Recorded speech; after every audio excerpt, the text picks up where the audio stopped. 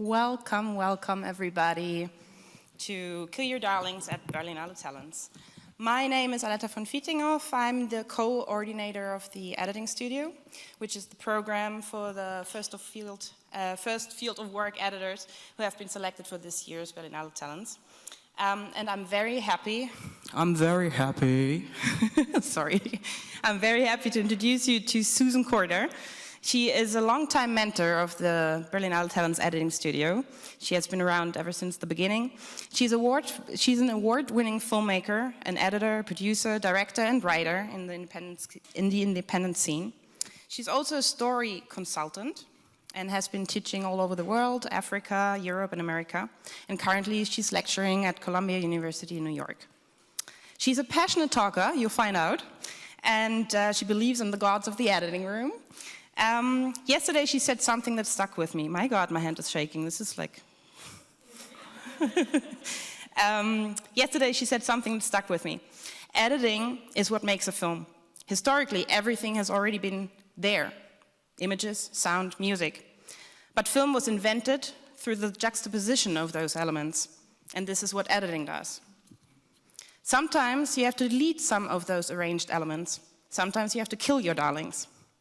And Susie says, since watching paint dry is about the only thing that is more exciting than watching someone edit, I like to talk about it.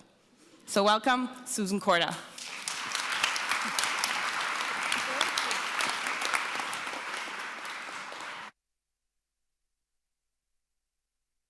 Hey. So I like to start out by actually asking people, how many of you here are editors or have edited? Oh, great. And how many of you who have done that like editing? Oh, good. You're getting it. Yeah, okay. How many of you do not like editing?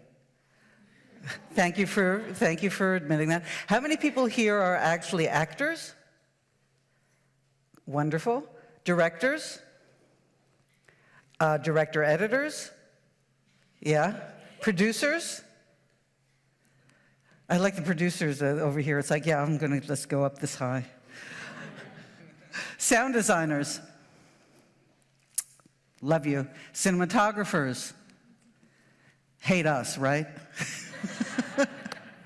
How many cinematographers or editors here? Cool. Okay, so this is gonna be fun because I don't only talk, I also show some clips and we get to look at them and see, and kind of roll back what might be happening in the planning stage or in the shooting stage. Because, once you attack editing, you're attacking all of the crafts that go into making a film, from story to cinematography, acting. In fact, this lecture used to be called We'll Fix It in the Edit. And you can fix a lot in the edit, a hell of a lot. There are two things you can't really fix in the edit. Well, one thing particularly that you can't. You can change story a lot in the edit, but you can't fix casting. That is one thing. To date, I don't think you can fix in the edit. So let me tell you about the name of this lecture, Kill Your Darlings, and where it comes from. Well, first, right, how do you kill your darling? You have to be aware, you have to accept not only mistakes, but also intentions and all that, and then you can take on the action, right? Usually when we become aware and we think it's a mistake, we go right to action instead of actually being in acceptance for a while. Because the demons come out when, I like to say the demons come out when we're alone. When we're writing, when we're animating, and when we're editing. When you have more company around you, the demons are less likely to come and grab you by the proverbial nuts. Okay, so Kill Your Darlings. Thank you. I'm going to the next, I'm moving a little fast. Kill Your Darlings is actually from E.M. Foster. From William Faulkner, who warned his writing students not to get attached to the beautiful turn of phrase, to be able to kill your darling, because we all, by the way, I forgot to ask about the writers here. How many writers? Cool, right? So all of you, I'm sure, have had this experience of having that scene that totally moves you, and then the rest of the script are like little pillars holding up just that one scene because it's so precious to you. And you've been advised or you recognize that you had really a hard time going back into that scene that you love so much, or that sequence that you love so much. So William Faulkner was basically saying, just get rid of it, because that attachment actually distracts you from the deeper work that's necessary. Now, Danny Boyle's, I read, and he's like the Scorsese of this generation, or maybe the previous generation. I'm losing track of generations. Anyway, his camera is extremely visceral, right? He storyboards, he finds it in the edit, but what he also does is that he takes his favorite shot. It might be a $50,000 Steadicam shot, and before he cuts, he dumps it. It's, that's not killing your darlings as much as begging the editing room gods to allow the edit to go well, right? It's like, I'll sacrifice this, let me just have a good edit. But because he actually knows that that attachment is going to distract him. He loves this, and he's so visceral with his camera. So it's an interesting thing. It's an interesting perspective to take when you are sitting there and getting attached. How many of us get attached? Hello, right? And then we wonder why we can't just make it better. So one of the things that I find over the years is that people, when they're in the editing room, they go into this thing and they say, I'm showing this. Now, classically in writing, they say, don't tell, show. But when you get to the editing room, it's don't show, experience. And it's really hard to change this perspective, because we get, not only do the demons come out, but for some reason when people enter the editing room, they get all rational. It's like, this doesn't make sense, or this follows this, or I have to be clear here. And all this cogitation, and they're not like coming from their gut. And rules are fine, and your processes are all, everyone has a different process. Some people need to frame fuck for a hell of a long time before they can go deeper. That's okay, but just be aware that you're doing that that's what you need to do in order to get started. Some people get very organizational before they can go. Some people really like very tight timelines, and then they can get messy. Some people need to be messy, wild, and woolly. Some people need to start at the beginning. Some people need to start where they're feeling it. In fact, actually, I'll use this opportunity to, because I found some old notes here, and I'm really intrigued by something that Anne V. Coates, who was tapped by David Lean to cut, her first film that she cut was Lawrence of Arabia, and went on to do further Lean films and worked with any number of, and it was an Academy crowned and all that. So she was asked about how she starts cutting. First she said, I don't cut by rules. I always feel when I start on a film that I'm never going to get it. Suddenly a magic comes to you. You find you've hit your stride. You find that little core you're looking for in that film. And then she says, be ruthless, don't fiddle around with matching and such things, but go for the heart of the scene, for the drama, and always keep your mind on the telling of the story through pictures. But that's such a true thing. You can be in this business for decades, and every time you start a project, you're just kind of shitting yourself. It's like you're just feeling scared. And that's totally okay. That's part of it. The only bad writing is not writing. The only bad editing is not editing. People heard me say that yesterday, so I apologize for those who've heard this before. By the way, anyone here for a second time? Thank you. And and you're nuts. Okay, so what do we mean? We don't show, we experience. I got to figure out what I mean by this by looking at the card. Okay. So when you're showing, you're really talking down to your audience. You're putting yourself in this position that you know. When you're experiencing, you're in the same plane. And that's where your rhythms actually are more to the point. How many of you have cut and then you look back at it and it's just really tight? It's too tight and nobody's feeling anything. And you're like, but I'm showing it, because you're showing it. You have to experience it. I like to say well, I couldn't say it in undergrounded America because I could get fired for that. You don't say this to people below the age of 21. But the best way to edit is hungover without a headache, because you're just coming from here. Because you gotta kind of. I love this expression: when you get out of your way, you get it done. Who's the who that's getting out of whose way? What is this creative? instinctual understanding spirit that can actually do this work that doesn't need all that kind of thinking or second guessing. And that's when you know the demon is out there, when you're second guessing. It's different. Judgment, again, is also when you're judging yourself. You're talking down to yourself. When you're discerning is neutral. Yes, there's a boom shadow there. The line is not really spoken effectively, right? The judge is like, I'm going to kill that person. I can't do this. Why? The film's ruined. I say that in the editing room. People have creative autism. Everything comes in at the same valence. It's like you don't know how to find that one, and this is more directors than editors, right? Editors have to hold this insanity and go, yeah, it's okay. No, don't worry. As I said yesterday, get a dog. Dogs are really the secret weapon in Hollywood, supposedly, in the editing rooms. So showing something to an audience inherently is talking down to them. It corners you into rational thinking and affects your rhythms. So like a child, we play. And before I go to the next card, I'm just like, okay. I am so full of joy, I am so full of joy, I am so full of joy. And you are pink. Yes, I'm pink, and I'm elegant. And I don't want to talk to you. But I want to talk to you, but I don't want to talk to you, but I want to talk to you, but I don't want to talk. Anyway, I do that long enough, and you basically see somebody yellow who's full of joy and like a kid, like a child, right? This is what we're doing with the images. The moment we are actually judging them, we can't see the magic that's part of them. Oh, and something that finally occurred to me, a new thought this year, because I had these Columbia students that were thinking their sorry, I curse a lot, their edits. They're thinking their edits. You can't think an edit. God gave you digital to make the edit. And it's very simple. Pink next to green is a different pink than next to blue, right? And you don't see it until you put it together. So there's no reason not to do the edit, even if you don't know where you're going, like me. So, like a child, that's a dog, Rebbe Nachas, may he rest in peace. He died, and my cousin's kid did this.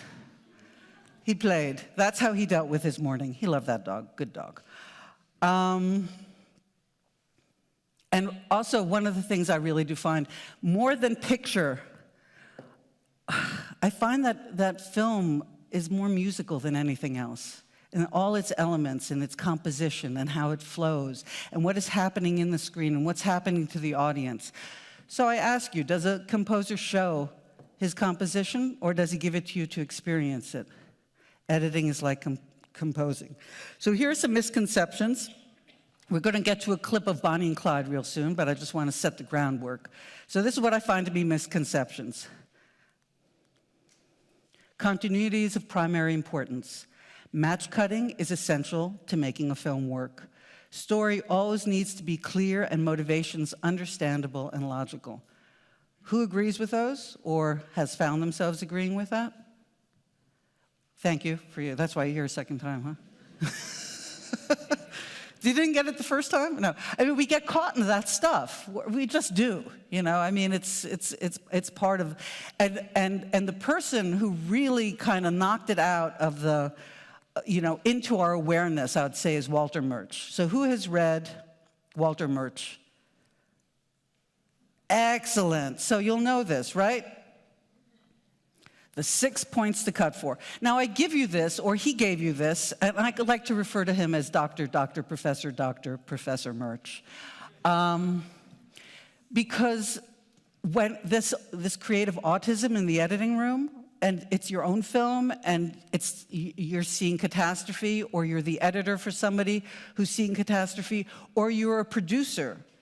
The whole thing about showing actually comes from when I realized that how deep this goes about showing and about seeing is that very often, sorry about this, producers, but very often producers and others attack the edit by what they see, not what they feel. So they look for match cuts, they look for crossing the 180. Anyone here not know what the 180 is? Be honest? Good. Or any number of visual things. because, and I asked myself, why is this? I mean, I know an Academy Award-winning producer who's amazing, I mean, not just for one film, and this was his focus in the editing room. Great story producer, but and I realized people feel insecure when they go in the editing room to give feedback and stuff like that, because they really don't know what the fuck is going on. You cannot analyze it. And editors that I know, they don't know how they do it. And young editors, the first 10 years of a young editor's profession, they're at least working 12 to 16-hour days. And I asked myself, why? Because not just because the producers, are you done yet, or a director, but just because they don't know what, they don't have it's such a, like you're in a dream and it's happening, and you'll tell me afterwards what your experiences are individually. We have a Q&A mic over there, and I'd love to hear. Back to this. So how many people, let me go over what the emotions are, what the list is actually referring to. Right? Unless, like if you have a line of dialogue that's not, I see dead people, I think, you can lose certain lines of dialogue that aren't working, right? So you're cutting for the emotional truth. The difference between the two, E.M. Foster said that the difference between plot and story. Plot is, the queen is dead, the king is dead. Story is, the queen is dead, the king died of a broken heart. So again, it's that emotional dip into events that are happening. Rhythm, energy in relation to story, and we all have rhythm. I don't care if you can dance or not, we all have rhythm. I trace, 180 degree and more, and I'm just going to, because I love the way he puts it. So it's not just crossing the line and the action that's happening, it's the concern with the location and movement of the audience's focus of interest within the frame. So, right, you might have had that shot where you, let's say, I'm going to use the pointer here. Oop, no. I'm going to use the pointer. So you buried you have a composition where something's buried down here in the corner. Well, our eyes, at least in the West, we cross the screen in a Z-like motion very quickly. So things that are hidden down here in these corners are not going to be as perceived as when they're up in the corners. Wow. Let me just get back. Thank you, Rebby. Okay.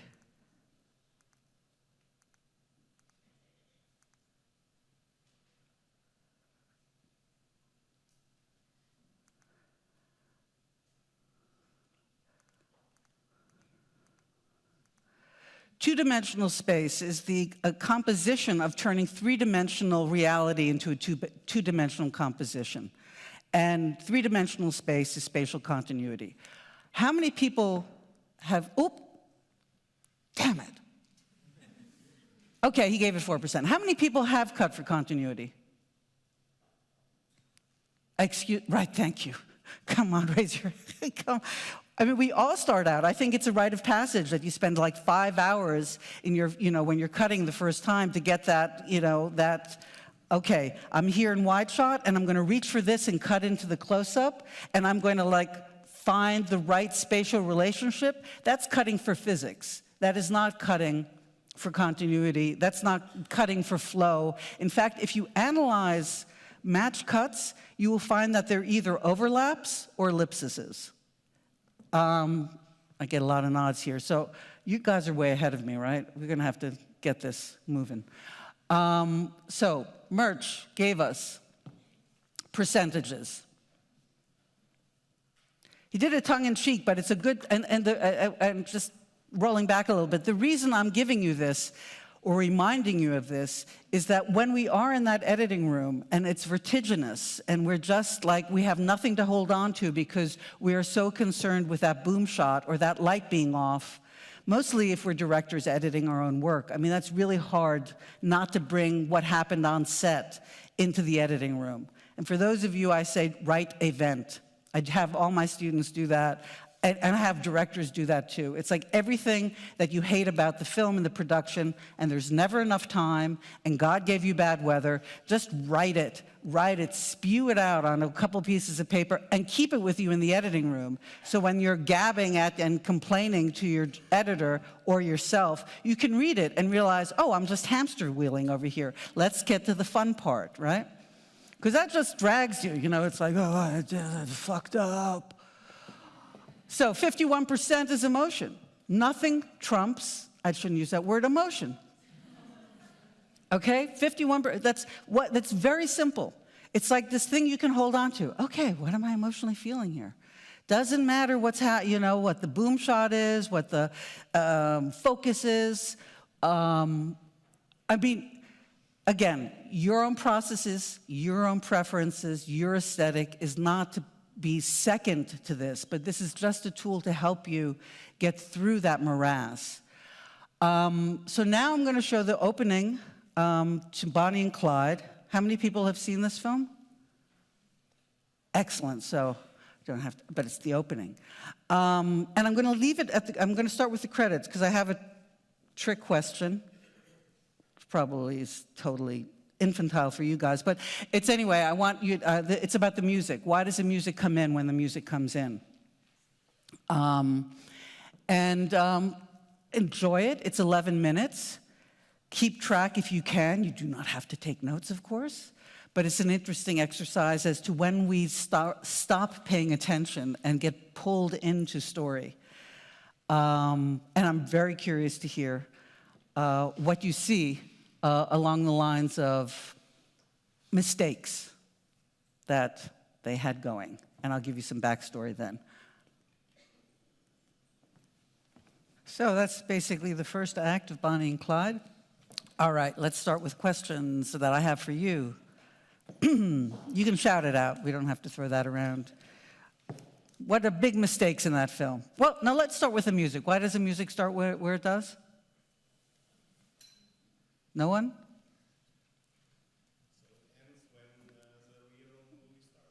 Thank you. It's true. It does. It sneaks in because it has a refrain to it. And so with music, right, if you repeat a chorus or refrain, it gets thinner. It doesn't actually hit. It loses. It kind of holds together and then it kind of pulls away. And they wanted that Schnulzer, as I would say in German, you know, that heartstring one to land just on her face when the movie begins. Continuity errors. Anyone? Mistakes. Where are we seeing mistakes?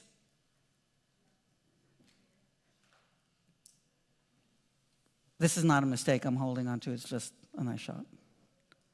Come on. You saw stuff, didn't you? Yeah.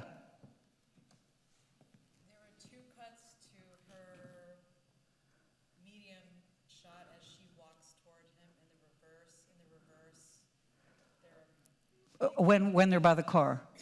Yeah, when she's sort of drawn. Yeah. Outside by the car, when she starts getting drawn in toward him. Right. Nice, by the way, also, that's a nice, he's reeling her in, and the camera is actually allowing that movement, right? She's walking towards, at the end of that scene. I'll look at that. Anyone else? Yeah. Dress rips in a few places. Right. Yeah, clothing, yeah, so some costume stuff, yeah. Anyone else? Are you regretting that you came to this lecture right now? Because I'm like, well, I don't know, I don't care. Anyone else? I mean, what about focus? It's DPs, come on, give me something. Out of focus. Yeah. Would you consider the open mouth, closed mouth cuts like an error? I don't know where that mouth... At the very beginning? Well, actually, let's, because there's so much richness. Let me give you a little bit of backstory, and we can go over small and big stuff, okay? A little bit of backstory is that this was Warren Beatty's first time producing. This was a script that had a menage a trois in it. It was actually landed at Truffaut and Godard. He ended up doing it, the scriptwriters were first-time scriptwriters. The only person of experience on the set was the cinematographer, who quit at one point, and then they asked him to come back in. The conceit, I mean, it's Arthur Penn is a great theater director. He had done 2 films before. The Miracle Worker, which if you've never seen it, which is about the teacher of Helen Keller, it's an amazing piece, and which he directed on Broadway, and then Mickey 1, and he might have done a 3rd one. But his conceit in this film was with Guffey, the DP, he really wanted these choreographed one-take scenes. Did you notice the jump cuts at the beginning, right? So, I mean, there's just little cute stuff as well as, he told me not to do that. I think, okay. So just for the hell of it, let's look at, just because I feel like it right now. Now, this shot, what she's doing, could you put down the sound, by the way? Right? Okay, now I'm going to do that. Right? Now, this is what I love. This is movie magic. She's actually doing her lips like most women do in a mirror, but then she's turning to a mirror, and she doesn't have a mirror in her hand.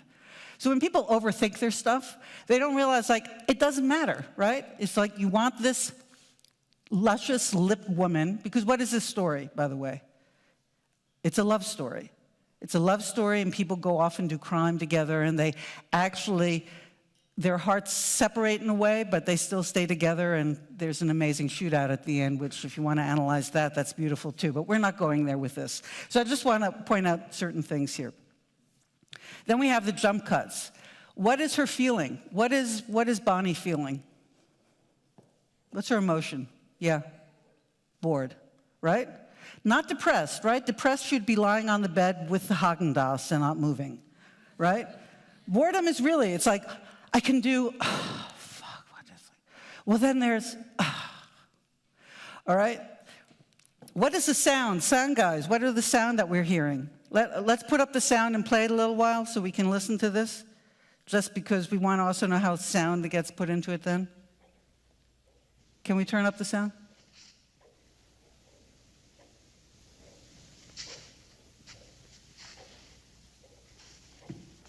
"1931 Texas." What is it? Think about it. Okay, here's another jump cut. So we've gone through 3 jump cuts. I'm going to move ahead. This is classically, and it becomes, then, this is a POV, right? But we're seeing it, not from her POV. So this is also this important kind of like turn, because a lot of people have these rules. It's a POV. I have to motivate the POV. And sometimes you hold on a shot just to get the turn of the head so you justify the cut to the POV. And the rhythm is fucked up, right? Remember what Walter Murch said, emotion's more important than the rhythm. I mean, yeah, and that the rhythm's more important than the continuity. So, and now there are 100 different ways of cutting scenes, but in a way, if we saw Clyde when she went to the window for the first time, you might as well call this movie Bonnie and ... Clyde, right? Motivating everything from her doesn't allow, there's a narrative space that we play in that we really feel in the editing room more than anywhere else. You don't feel it on set because that's just another thing.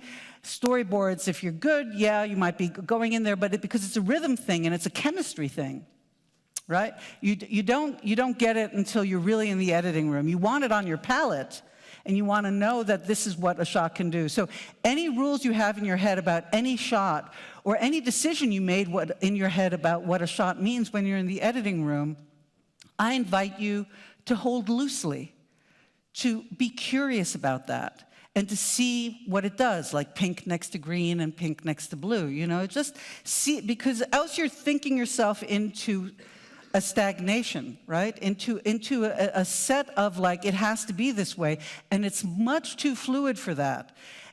Dede Allen, by the way, I just want to say about this film, when Jack Warner was shown this film, it was an art house film. If it wasn't for Cannes, where it won, it would have like just died. Warren Beatty's first time out of focus, by the way, on Warren Beatty. Warren Beatty only warms up at take 83.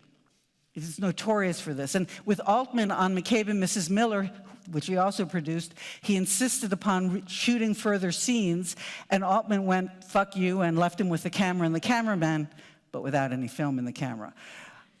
But he shot all night, because he warms up. And that McCabe and Mrs. Miller is a beautiful film to look at just because they wrote a lot of dialogue after the fact.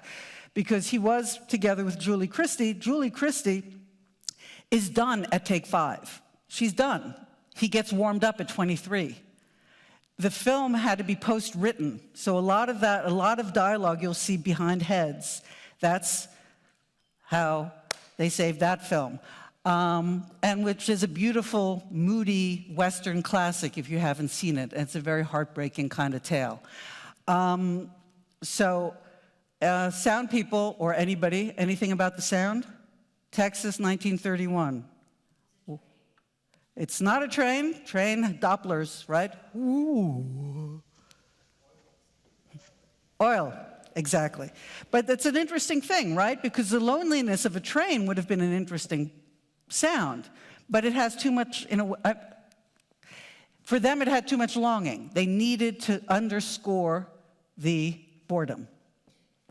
All right, so now this film, that whole movement of hers, you could have kept it as long as it was, but then you have, it's not only how a scene is working, but it's also how is it impacting on the following scene. I want to roll back. Jack Warner, when he saw this film, this is, quote, what he said: "That is the worst piece of shit editing I've ever seen." He wasn't used to it, right? I mean, they did not do jump cuts back then. And Dee Dee Allen went on to become a vice president of development, as did Margaret Booth at MGM, who was like the secret weapon of Mayer, because she would greenlight scripts. The editors are not seen, but they are extremely powerful. And if you have any sense, please show your script to an editor before you start shooting and get feedback on that, and do not take it personally. By the way, editors are optimists. They might seem moody and passive-aggressive and smoke a lot and just kind of grumble at you, but they are really optimists. They really feel it can be done. So, they're there to service that vision. I know it doesn't look that way a lot of the time. So what you have, oh, by the way, all right, so here we have just the sexy part. So, I like to say that good editing, good storytelling altogether, but really good editing is like good sex. You provoke an expectation in your audience they don't even know they have. Like, oh my God, ew, that feels so good. And then you fulfill it. You do not, who can I, may I touch you? I won't be, how is it okay? Is it, and if, you tell me if it's too hard or if it's too soft, you tell me how you like it, okay. That kind of editing is like, is this okay? Did they get that? That's like having sex with Woody Allen. And I don't know how many of you want to have sex with Woody Allen, in my imagination, right? So it's like, you don't want to start going and going, can I, are you getting it? Are you getting it? It's okay, right? I can kiss you now? I won't, but I can kiss you. It's like, no, you want somebody who just knows how to take you. So what she's doing here to a great extent too, and one of the ways that, and it just occurred to me after all these years, because it's not the overt motivation, I think it's totally instinctual, but Dee Dee Allen likes to actually step out to step you back in, right? When it gets interesting in a way, it's like, then she goes out to a wider shot, and we're like, want to go in. Which can happen, the chemistry also with actors, Thelma and Louise. Talk about casting. Thelma and Louise. Two really attractive babes, right? Having this story happening. Granted, sometimes you think you're Whiplash there, with a Harvey Keitel character. But when Brad Pitt comes on the scene, everybody's like, can we just follow that guy a little bit? Then he's off, and then he's arrested, and then he's finally hauled away. And it's like, oh, really liked him, you know what I mean? And it's not a thought. It's just this he just lands on you, right? That is chemistry. And, one needs to, in the cut, Jane Campion, the sex scene when Ruffalo is handcuffed to the radiator and Meg Ryan's having sex with him. There is no juice. Meg Ryan, girl next door, lovely, love you in Seattle and wherever else you want to be with Tom Hanks, but she's not sexy. Nicole Kidman was supposed to have that role, and she left and was just a producer on it. So if you look at that scene, it's all on Ruffalo. He's the heat. Because that's what you go for. You go for where what's going to provoke us, what's going to land on us. And the editor is the every person audience, which has its whole other bag of tricks and necessary things. So I'm not going to go into this so much as like, so here we are. I'm just going to play this a little bit. Oh, we don't have, hey boy. Okay, so that's a shot. So she's stepping out. And it's like, the audience is like, is she naked? Right? Is she naked? And then what we have is... What you doing with my mama's car? Is she naked? You know, he's like, wow, is she, ooh, right? So that answers our question for us. And it's a cracked open scene, right? It's just, we crack it open. We're staying with the flow. We're staying with the flow because if she was showing, she would have long been gone out of there. But because she's experiencing moment to moment. So one of the things that editors, which is good to do, which I think most of you do, is talk the subtext to the screen. Talk the subtext. You will feel it. It comes naturally. We cut for subtext. We're in the emotion. Right? We're showing, right? It's a big shift to go from showing to experiencing. It's not all just like lovely instinct and okay, I am hungover, not without a headache, but it's not happening. You know, you talk it to the screen. That comes in handy. That's a tool. So anyway, then we have this. Then we have the quickest interstitial dressing we've ever seen. Right? And then look at these clunkers. And I just want to jump ahead a little bit. Look at those airline slippers that she has on now. Right? Okay? Just saying. What y'all do? Just saying things that we only pick up on when we've seen it 45 times. Okay, so the other thing we have is if we had that long scene without the jump cuts in it, and then you have this one scene here. So they're talking, you take the dining room table. What about going to town? I got enough money for Coca-Cola, and since it don't look like you're gonna invite me inside, Oh, you see the dining room table if I did. well, you won't go in town? How'd that be? I'm going to work anyway. You going to work, huh? Yeah, What kind of work you do? none of your business. I bet you're a movie star. Huh? A lady mechanic? No. Maid? What do you think I am? A waitress?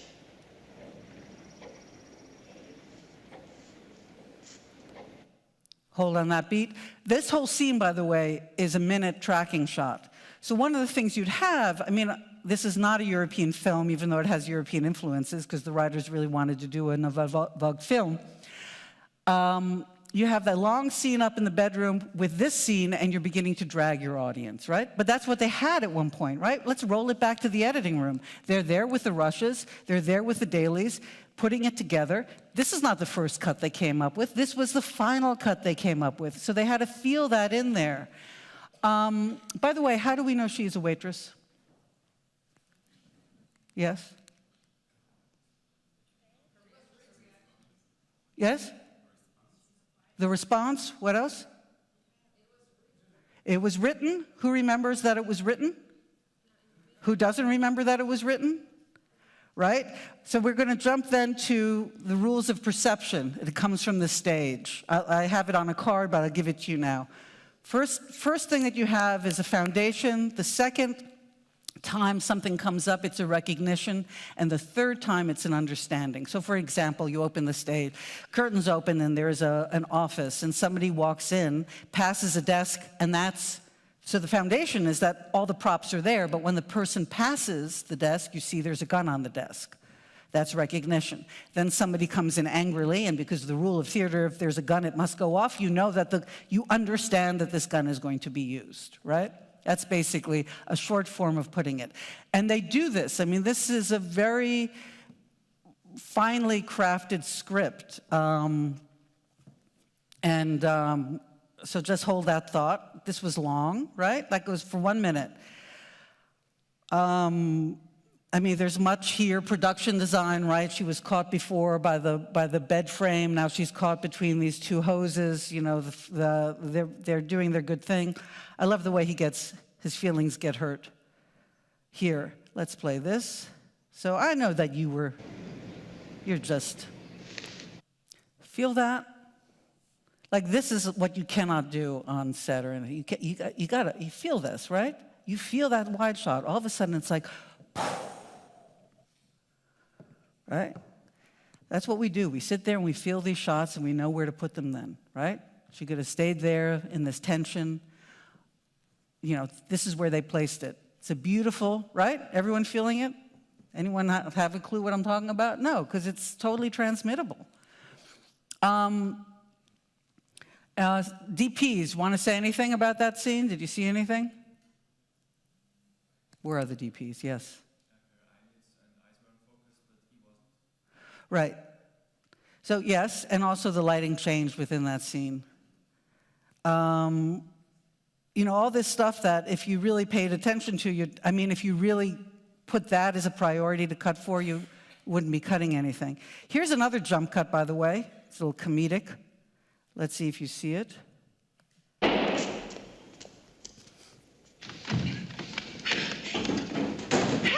what's your name anyhow? Clyde Barron. Hi, I'm Bonnie Parker. Did you see it? Who didn't see it? The magic of filmmaking. This is great. You don't have to see it. I mean, the editors want to have quick eyes, but the idea is that we're actually working on the understanding that people only see so much. It's when he says his name. It's minor, but it accelerates the pace, and they have to get out of there. Clyde Barron. Hi, I'm Bonnie Parker. Pleased to meet you.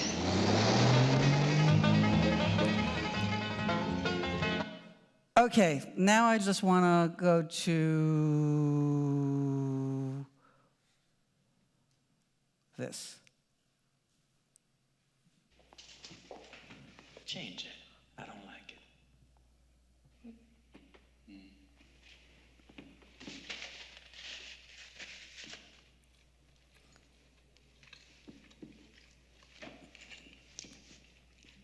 Really taking that moment there, right? Look.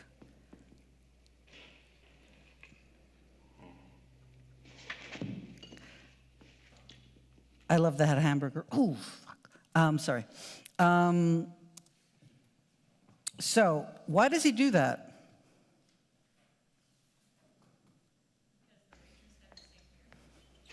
Shh.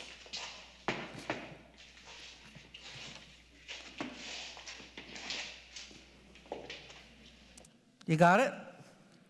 Okay, so we're gonna actually look at this stuff. So this is a line that's really interesting to look at because they thought they had it and the director thought he had it, but we're going to okay, that's the audience perception. Let's just talk about the writing for a moment. What they did was they split up a love scene into 2 scenes, right? Very important if you want, because sometimes when we're editing, we have a scene where everything is happening in that scene, and it's just too big, too heavy, too clunky. Can we intercut it? In the writing phase for you writers, if it really is a big emotional turn, change the location. It just livens things up, and you can go from, you have a beginning you can start from. You don't have to worry about everything you already covered. And on top of it, it forces you to find a different facet of what's going on. So in this case, Clyde, one of the reasons that Bonnie and Clyde were actually so good at robbing banks is that he was an amazing mechanic in real life. But he also was known for being prescient. He knew, he had an instinct of what was coming. And this is a scene that actually unpacks his ability here. And if you see the cutting, let's look at the cutting of it, because the only time we see her on camera saying something, opposed to not saying it, is when she corrects him. When he says, you put on your white uniform, and she goes, it's pink, right? Well, look at that. That's a nice way of cutting it, right? Because it's by the writing of it is that by the correction we understand how right he is about everything, not just her looks. And then we have, so shall we look at it? You know, by the way, the shot before this was her coming towards the camera. So then you have the transition is them basically looking at each other. You know, just have fun, right? Play. Beautiful moment between them, right? So, by the way, 10 minutes in, he's telling her what we experienced with her at the very beginning of the film, right? He's putting into words what we saw. So, again, the script really does have some magic to it. She's a lot different than, I guess I'm just going to town, right? She's like totally falling in love, and she's falling in love because she feels seen, right? Not because he's trying to make her into something. But then we have this beautiful thing. Now look at that. Now imagine they're sitting in the editing room and they're thinking, this is never going to read, right? So how could they make it read? I mean, he did the right casting. Look at this. Big eyes, big teeth, and he put gum in her mouth. I mean, talk about the perfect directorial camouflage of the spit curl.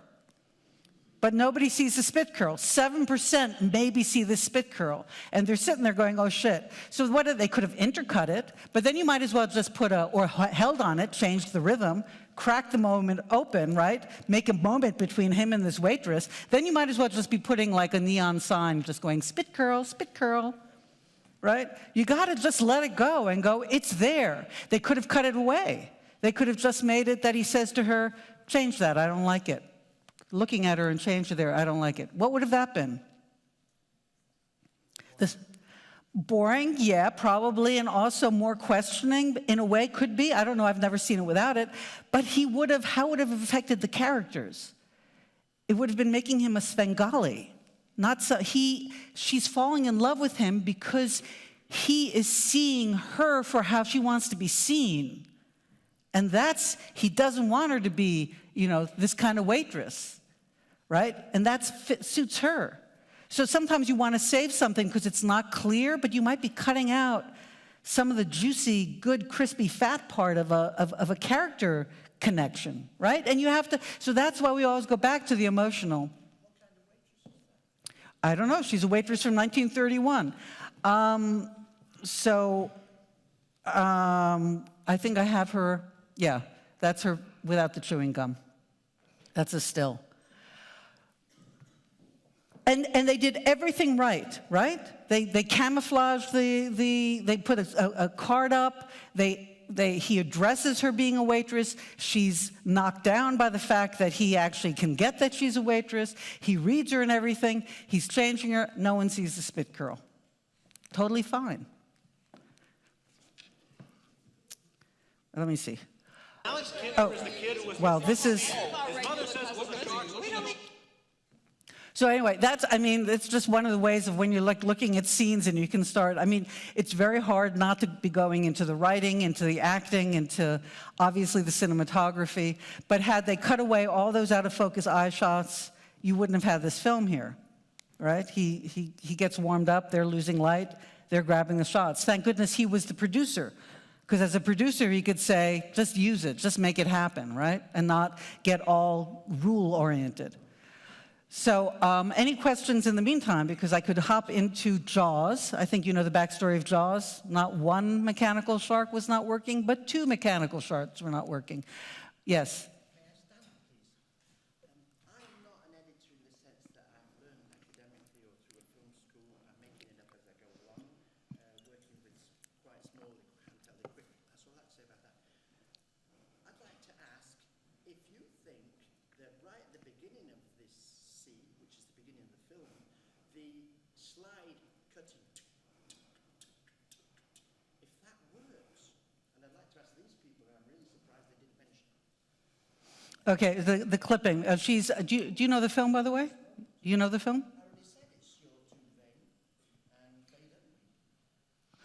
Vader. Because she ends up taking photographs. And yeah, there is an off rhythm there, and it became very, I like, yeah. in the end, you're just, as an editor, you are the every person audience. And somehow it has to come through that, with obviously holding the vision of the director in the foreground of that. And it's a very intimate, I mean, most people, Scorsese, Bergman, I mean, I can, go on. Somebody was saying, the guy who did The Favorite always works with the same editor. People, it's a very, I call it the editing womb. It's a very intimate place. It's a place where that can get really hairy because people can get really upset. And somehow editors really like those kind of small, dark spaces. I don't know why myself. Verna Fields cut this. She was known as Mother Cutter when she cut this. So they had 21 days of shooting. 16 were rain. I'm making these numbers up. It was a lot of rain days, and they were writing it as it was being shot. One of the line producers actually in an interview said that he had done an illegal act because when the insurance company came to see whether they were on schedule, he lied and said everything was fine, which was illegal for him to do, given contracts. So, and Richard Dreyfuss talks about seeing Spielberg on the plane going back to LA, where he left the B camera crew to do the end of the film, the end of the film. And he knew that Spielberg was having a nervous breakdown. Spielberg really did think it was the end of his career. And in the editing room, they came up with, they couldn't show the shark.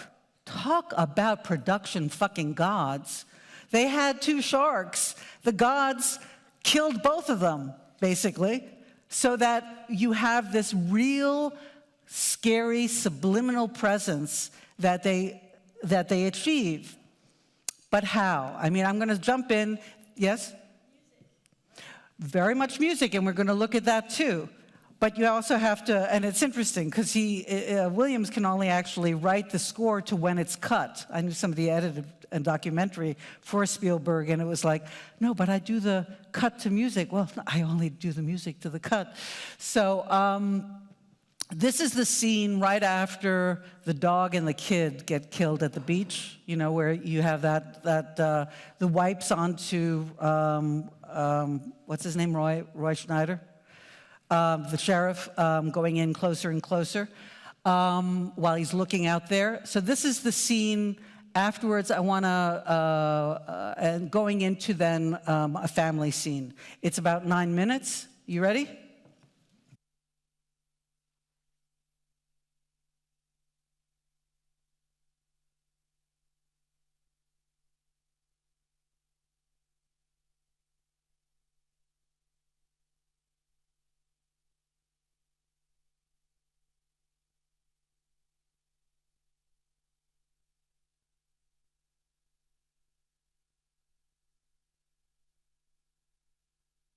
Create the sense of this ominous presence, right? This mindless. So let's look at the editing and let's look at a little bit of the cinematography. I just want to show you something here in this scene. If we move through it quickly, when we get introduced to the only person, look what that camera is doing, right? It is swimming in. This is what Spielberg likes to do, right? The camera is actually, spoiler alert, this is the only person that gets killed of the people we know. It's the introduction. It was the actor's choice to eat the cracker and show his teeth because it's kind of like a shark thing happening between him and the shark, right? He survived that shark attack in the Second World War.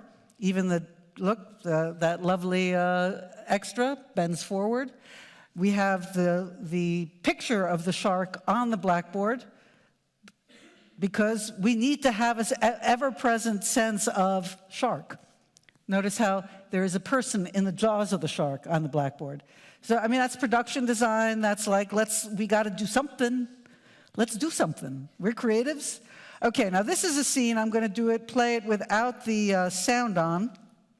Something editors hate doing. We're turning down the sound. Now, he starts talking, right? He's just saying that he wants... It's not going to be pleasant. I value my neck a lot more than $3,000. Turn off the sound, please. Right? So we've got these moving cameras. And then we got a still. How many editors really hate when they have to do that? Right? You're feeling it, it's knocking up against something. Well, they took out, and also, okay, now you can turn on the sound, by the way. Please. Find him for 3, but I'll catch him and kill him for 10. And you gotta make up your minds. You wanna stay alive and ante up? You wanna play it cheap? Be on welfare the whole winter. I don't want no volunteers. I don't want no mates. There's too many cats. There was a line of dialogue there that they cut out, right? He's answering the subtext. We just hung on the sheriff, and he's like saying, I don't want your help, because he said, then, you know, we'll help you or whatever. You know, there was this written out scene. But this is the really fun part that I didn't really see until, so he's sitting there, right? Now look at the head of the mayor. Look what happens. Basically, he leaves, and then they shoot this, but they didn't use it in that order. So, this is easy to get to. If it will go. Alex Kintner is the kid who was missing at the beach.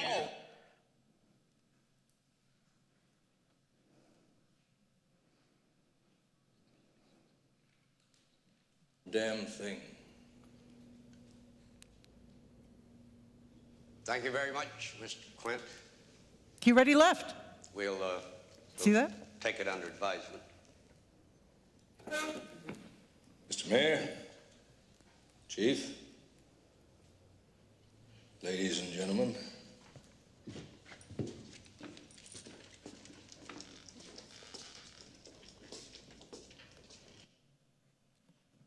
So why are they doing that? I mean, the end of the scene is him going away and then maybe this close-up. Because they wanted the proximity of these two main characters, right? They're affecting each other. The emotion is between this sheriff who realizes this guy might be something. It's not the goodbye to the mayor. You know, that's just a beat. We're stepping out. But the head is in the wrong position. But no one notices it. So this is the thing about not getting attached. It's a POV. So what? It will also work as other things. It's the end of the scene, the head's in the wrong. Do you really see it? No. Because when you come back then to the shark, I keep on forgetting the actor's name. I love him though. He's like, you know, really, he has so much gravitas. He like anchors this transition moment. And the magic in film is the transitions. By the way, you know, what is ultimately, I mean, I always hated when I was hearing in film school that drama is conflict. I hated that one. Why the fuck is drama conflict? And then, you know, if you take it down and you take it in the editing room, actually, drama is contrast. Like, you can see this floor more because there's this carpet here. But if there was no carpet here, the floor would just get kind of like vague, right? So the tension is in the minute contrasts. And there's real energy in transitions. They're magical. And you can go practically anywhere. I mean, when you're dreaming, you're not like really wondering how you got here. You get wherever you get. And the emotional line, the Walter Murch emotional line, is yourself, your psyche. That has many facets and much history, and I won't go any further into that. So they want this moment to resonate. So that's the magic of transitions. And I had another point, and it will come to me later. So this scene, by the way, I love this, just for Spielberg. I mean, you know, the guy's afraid of water, and the whole thing is he's surrounded by water. See all that production design? And the costuming, he's never been good with females, and this is a good example, right? The woman gets dressed in the colors of water that he's afraid of. I guess he's afraid of his wife. Notice the lighting differences, and the Spielbergian little... So they basically put it out of order. What you see next, which is for us, the in-between when he's looking at the book, is for us. It was shot for his motivation, but it actually works better to keep the presence of the shark, right? And every scene that since the beginning, we have just seen sharks in one way or another, right? On the blackboard, now in the book, before this scene starts, again, when she looks at this, right? And then we have the get out of there. Now we have This, by the way, was shot without sync sound, or if it had sync sound, they didn't use it. It's all post-written. So I just want to point to a little bit of writing here from the editing room, by the way, because when we're editors in the editing room, that's also when we start actually, that's why I'm a story consultant, a script consultant. You know, it's like, what's that, the symbol, the snake eating its tail? Ouroboros. That's what editing, I mean, it's kind of like you're there and you're, so, you know, this would be written, more or less. I mean, the editor has an idea, they're talking about it, this could be there, Spielberg does his thing. So let's talk about really inane and stupid dialogue, okay? Which I think Spielberg would not be unhappy with. Clyde's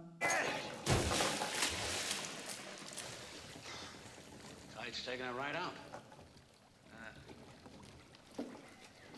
Can't we go home? Can't we go home? They just threw it there. They're there for I mean, is he that much of a nudnik? I mean, really. But no, it works. It's like, can we go home? Okay, because it pays off later, right? Set up and conclude. The pictures get progressively, we see the light of day here in his eyes. The pictures get progressively worse, right? And by the way, the music does not start on the following scene. The music starts. Can't we go home? Right?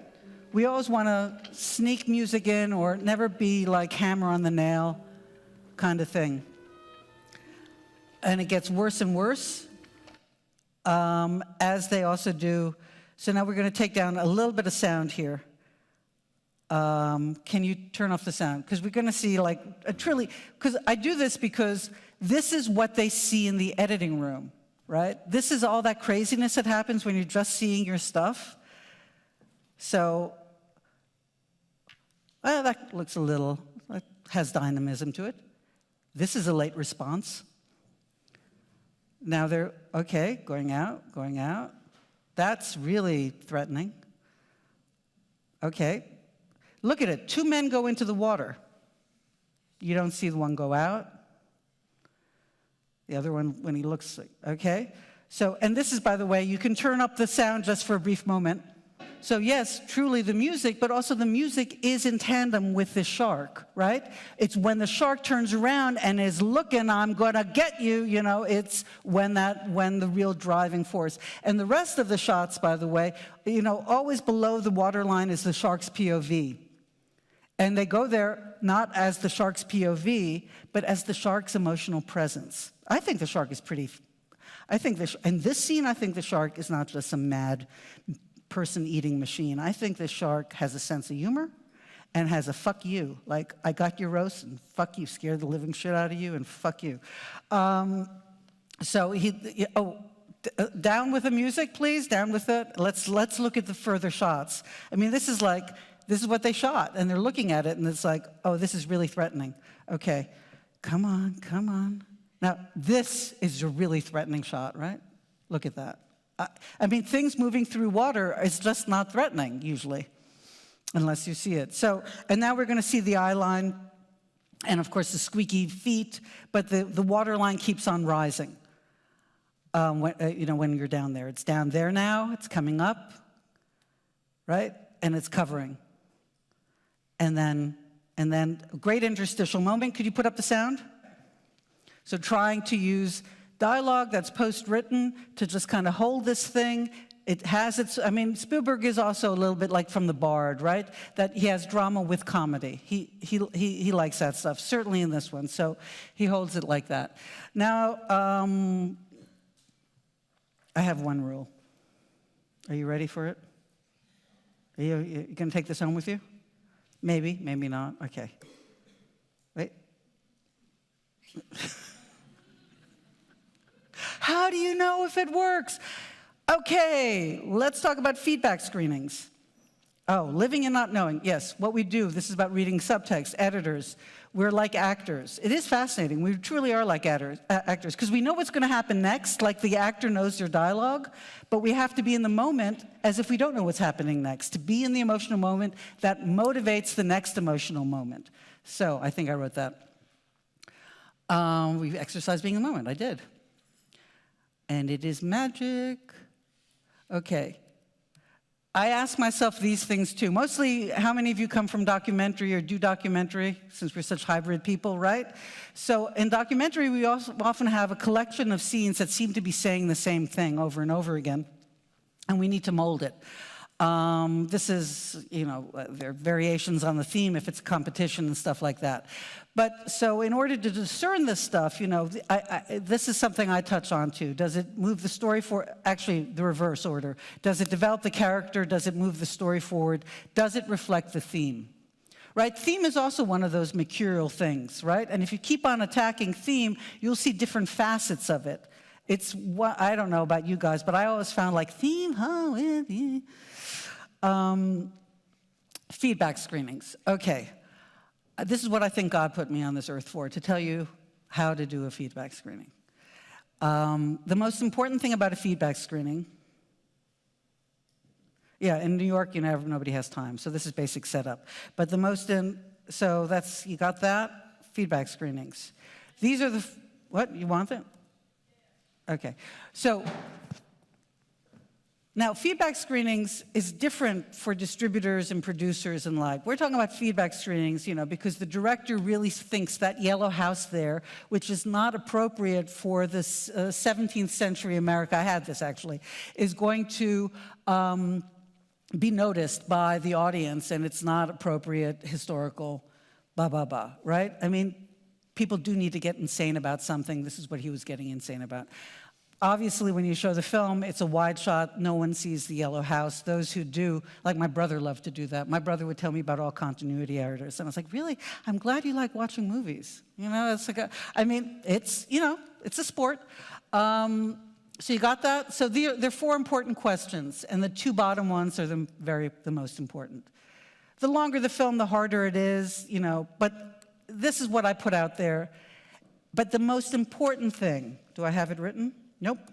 The most important thing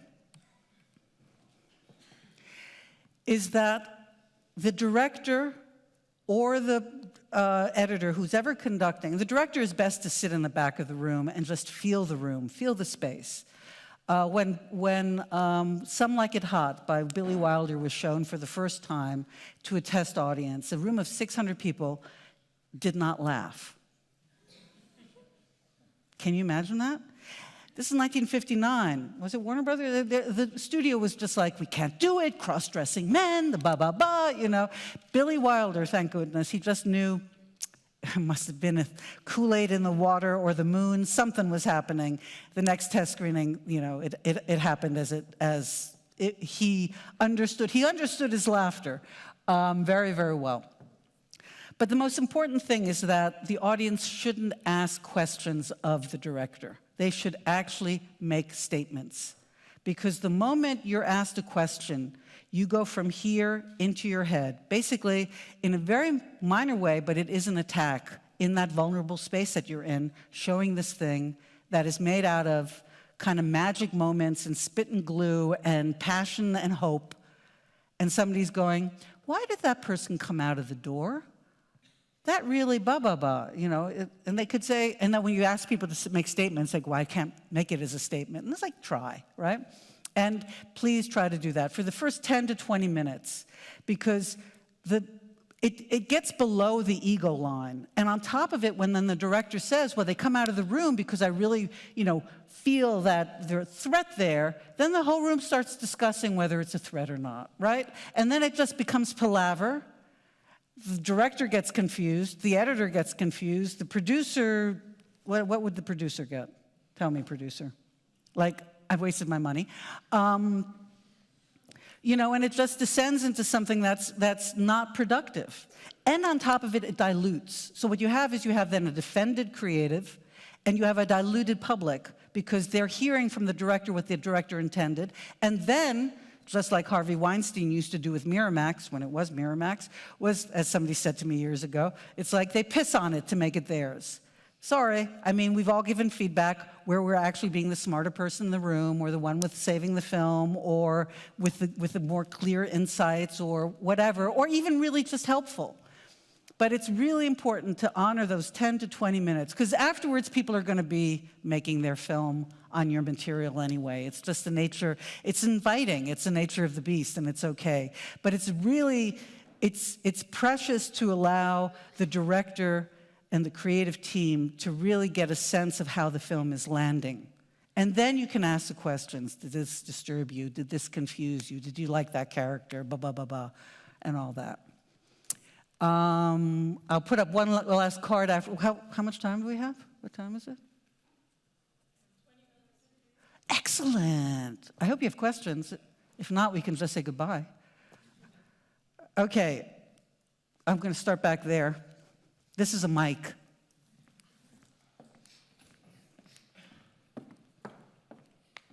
Did I forget anything? Gleb, did I forget anything? Okay. Anyone? Thank you. Yeah, so my question would be, at what time do you think the editor needs to be a part of the creative process, right? I mean, do you already think that while writing or developing a movie, we should already start thinking at it from within the language of editing? Or do you think that comes in later? Or at what point of time do you think we should start thinking? Yeah, well, I had a film where there was in the script there was parallel scenes that didn't resolve. It's the weirdest thing. It just didn't resolve, and it worked on paper. But I still have to examine other things. But it was one of the parallel action, right? There's a sense of resolution. Resolution, either that people meet or it just can't end, right? It needs to have, because else it's kind of like a listing. And it was weird because it's like nobody caught it until it landed in the editing room. Oh, there you are. And that would have been helpful. He was a playwright that was coming from the stage. So, I mean, we should all know our strengths and weaknesses, you know. I mean, I would definitely have my editor come in because they're seeing with certain eyes and they're feeling rhythms. You know, a lot of script supervisors become editors because they're the ones that time the scenes out, you know, in this very non-scientific way we make films, right? Does that answer your question? I mean, to a certain extent, right? I mean, for me, what I was trying to ask, I guess, is how important is the creative feedback of an editor? I mean, I've had like really terrible experiences with my editor in the past. And tell me more. What was terrible about it? Oh, I don't know, me telling him how I want it done, him telling me back that, I mean, it was just personal issues, I guess. I mean, we're both dicks at some level. But more importantly, I mean, in going forward, I was also thinking maybe it makes sense to involve editors, my future editor, on set. Like, well, I mean, Walter Murch also warns against going on set, and somebody else was mentioning it recently too. It's good not to go on set because when you're on set, you schlep with you then everything you experienced that day, and you want to be it is the magician's kitchen, and to know all the interpersonal or all the wonderful elements that the director is attached to or that you think is great can actually disturb. On the other hand, in Do the Right Thing, Spike Lee invited during Do the Right Thing when Mookie takes the garbage can and starts a riot at the end of the pizzeria. He shot it, and Barry Alexander Brown, who was the editor, was just not happening in the editing room. And so Spike said, Barry, you come and, he just also cut Klansman for him. But, you come and do that. And he directed the scene because Spike was in the scene, right? So, but that's all trust. So I think the basic question there is, how does one build trust, right? So I think it's very important that how do you interview an editor? Like, I like to interview an editor by saying, okay, what thing in this film, by the way, never ask an editor for clips. That's kind of defeats the point of editing, right? You ask them, you watch the films that they made, the full films, and I will ask, what thing did you really want to do that didn't get done? Or what did you do here that the director didn't want? And then you hear about them, oh no, well, I love this, you know, I mean, I want somebody who is, for me, I mean, I want to hear the edginess. I don't believe everything is harmonious, because I'm not. But it can be, and it's great. And if I can really, and you know, that's how I interview somebody for that. But it's also, I can also say, look, this is what I like to do. I've had directors say, I don't want to see anything until you got a fine assembly. Just don't even call me, and do whatever you want to do. Other directors, you know, they want to be there the whole time, and then they breathe, and you're like, what happened? Right? I mean, it gets kind of like, right. So and never do this to behind or next to, unless there's trust. Never do this to the screen. There. Cut there. Yeah, there. Don't snap. Don't sit in their chair. Don't put your hand on their mouse without asking permission. If you're assisting and the editor walks in, get up out of the chair. It's their chair. You know, it's like, this is a little, am I right or am I right? All right, I see. Right? I've done all of that. Huh? Oh, there's somebody over there. Is it working? Yeah. I'm wondering about this moment when you edit a movie for a long time and you cannot see anything anymore, or you cannot see like what can you improve, and what do you think about having more than one editors? Well, I mean, that's a question it's a question of trust, it's a question of money, it's a question of time, which is also money.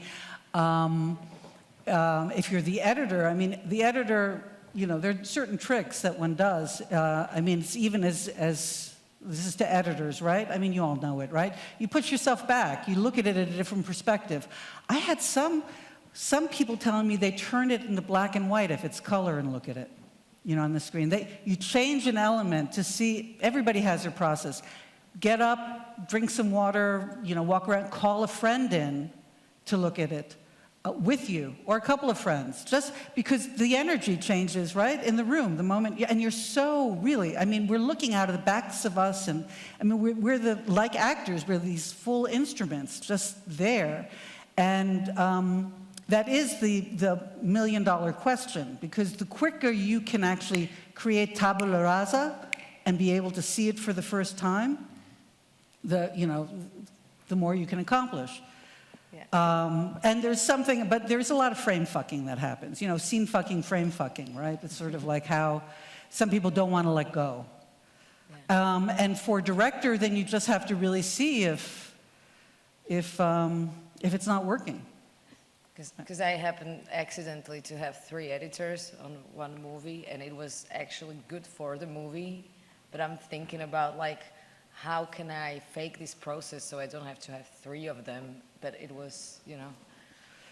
That's interesting. I mean, yeah. And they all got along? They worked together, or? No, it was one after the other. Accidents, yeah. So I had to stop working with one and one after the other, yeah. And all of them brought something really new and unique to the movie. So for the movie, so I don't think that movie would be the same with one editor. Well, I would love to, if you wrote something up about what you think that each editor brought. Would be interesting. So Godfather was cut with 3 editors, but they actually each did 1 act. And Walter Murch was one of them. I do not remember who the other 2 were. And you can actually feel it in the film. I think you can. There was somebody to the front. Woman had her hand up. Gone. Here. Oh, the one. Yeah. Hi.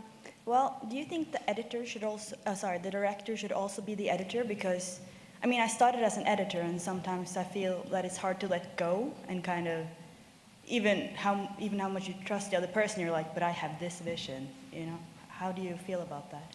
Well, I think God gave us digital so that we can actually, you know, have a better relationship with editors and directors. And so Murch talks about, in The English Patient, he was cutting on a Avid, and Minghella was cutting on an Avid. And Minghella actually said that, you know, of course, Walter Murch's cut was better. And he also actually, Miramax had signed off on it, and they had a week more on the contract, and he said, no, we need that week. And he went to Murch and he said, what crazy editing idea do you have that you haven't tried yet? And in The English Patient, if you remember, and now she's actually here and she probably didn't like it, but I want to say Isabelle Huppert, who am I thinking of? Binoche. After we come back from the final flashback where, we know why he's burnt there, he crashed the plane and everything, you see a shot of Binoche standing there crying at a low angle up in the gallery. And you see the overhead, and then you see her reaction, and she's crying. And then she gives him the ampoules of morphine to kill him. That shot did not exist in that scene. They had the overhead, and then they had her, but they didn't have her reaction. What they did have, from what they like to call the B line, right, her relationship with the Sikh soldier, was that there's a scene that they didn't use where it was low angle, and he asks her for her hand in marriage, and she's crying. That's why actors don't like this. She's crying out of being touched and joy, and I guess pleasure. They took that shot, they rotoscoped out the Sikh, and they put a neutral background on it, and they smacked it in, and they had her emotional response so that they could step into her action. Just a crazy idea, yeah, that he was being invited to give.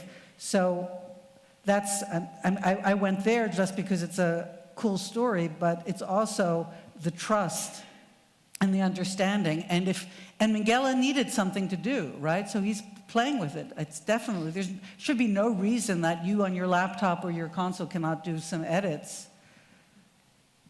Make sense? Yeah, makes sense. Yeah, I mean, it's just, it's part of the way you're thinking, the way you're moving through the footage.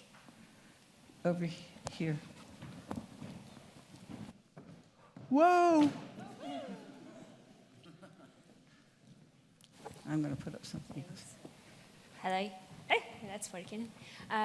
Yeah, I have a question about, is it supposed to be this way? I guess like that. Wait. Cool. I have a question about using music in documentary. So sometimes I can't help but feel that by using, it's too intentional. So if I use the music in a documentary, it's as you said in the presentation, talking down to the audience, please pay attention on this bit, on that bit.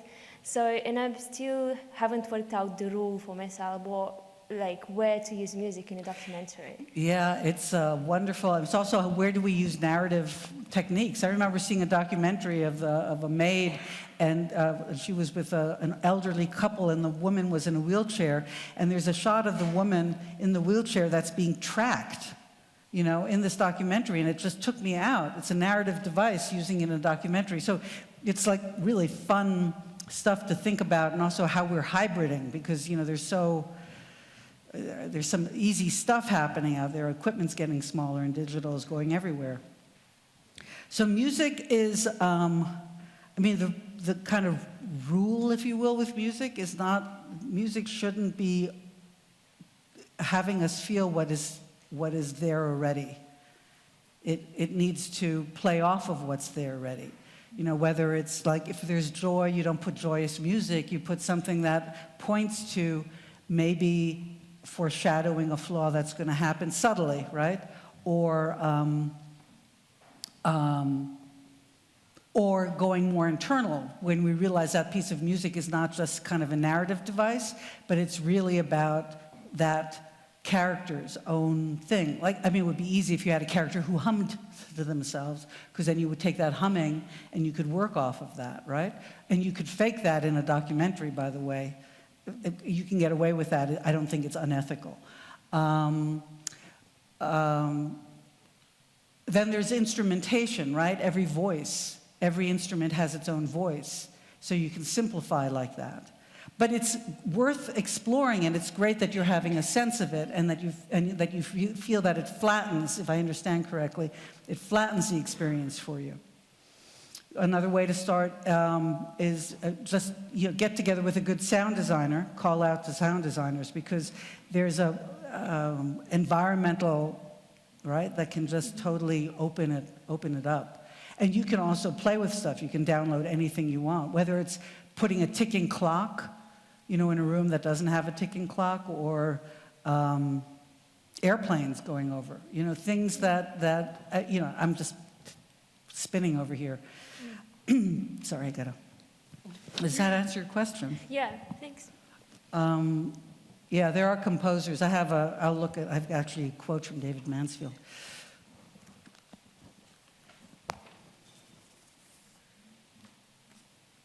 Did you want to read? No, not yet. I'm just going to search it. I had the question of how you got started editing your first movies, and what was your path? Did you go to film school, or how did you start? Yeah, I went to film school. To talk about mistakes, I went to film school, and I didn't know shit of what I was doing. God, I took editing credit on the film that I didn't even fucking cut. I was hired. I was actually on a film that was coming to Berlin. I'd never been to Berlin, my first assisting and only assisting job. And at the same time, I was doing lab work for this film, For All Mankind, that was blowing up 16mm footage that went into space. So they, on like a 30-meter daylight spool, they put like 50 meters on. That's how thin it was. And it had no key numbers. And they were blowing it up to 35, and I would just sit in the lab and eye match a rough cut that they had going, or selects that they had going. And then I said I convinced the German film, because I speak German, to bring me here. And then I got a call.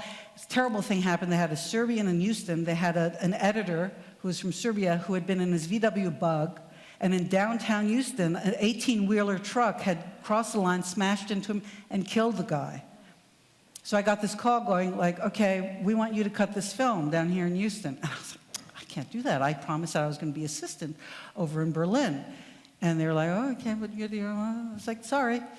My boyfriend at the time, who became co-producer on that film, he was one of the technical directors in charge of the blow-up, which only could be done because the Challenger had exploded. Forget about it. It doesn't matter. He called me up from Havana. The call cost something like $250 at the time. It was 1986. And he went, let me get this straight. You want to give up picture cut to be an assistant? Explain. And I was like, yeah, right. So I had to tell the German. But it's like, it was stupid luck, and I was still too stupid to see the luck, and somebody had to tell me, you're being stupid, in a nice way. And then so I cut that film, and that was nominated for an Academy Award. And I had no clue what I was doing. Was it your first editing experience? It was my first editing experience. And I just said to somebody, the mistake was, I was on a Steenbeck. It was a 35mm Steenbeck. And the film at the time, was not even considered a documentary because it was all this footage from NASA with no talking head, just voiceover and Brian Eno's music. And I had spent 10 days getting the sequence, with the music and the voiceover and the image, and then it got out of sync. Got out of sync, and I was just like, I can feel it now. It's just like, fell into my heart fell into my belly, and I looked at it, and it was better than what I had done. The first instance of the editing room gods.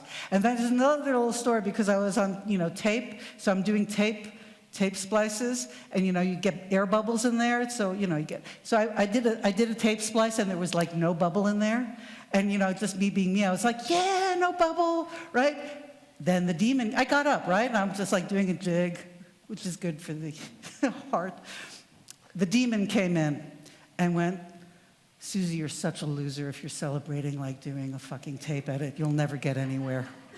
And I was like, oh, yeah, you're right. And I sat down. 10 years later, I was like, fuck you! I'm going to do my jigs. So I invite you all to do your jigs. Whatever the fucking edit is that you like, celebrate it, celebrate yourself, and go back to work.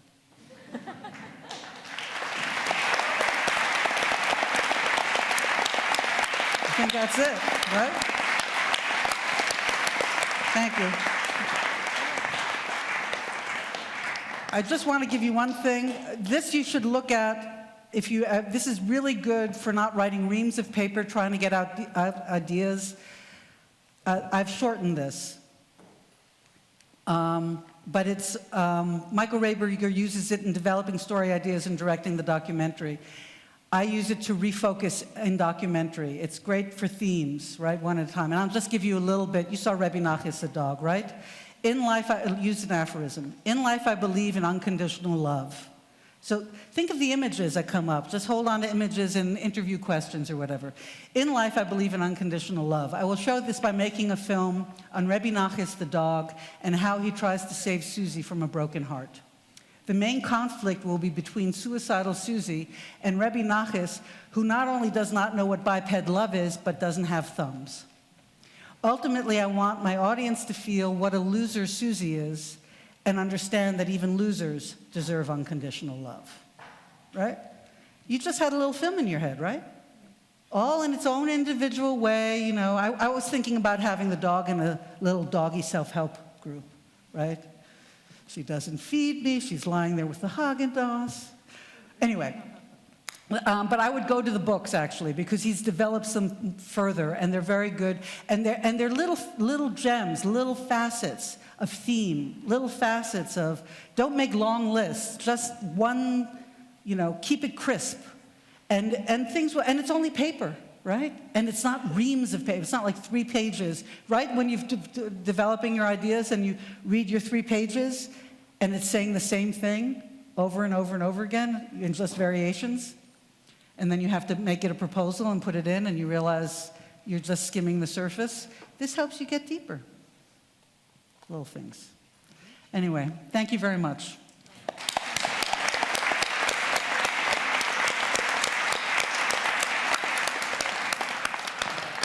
Hey, guys.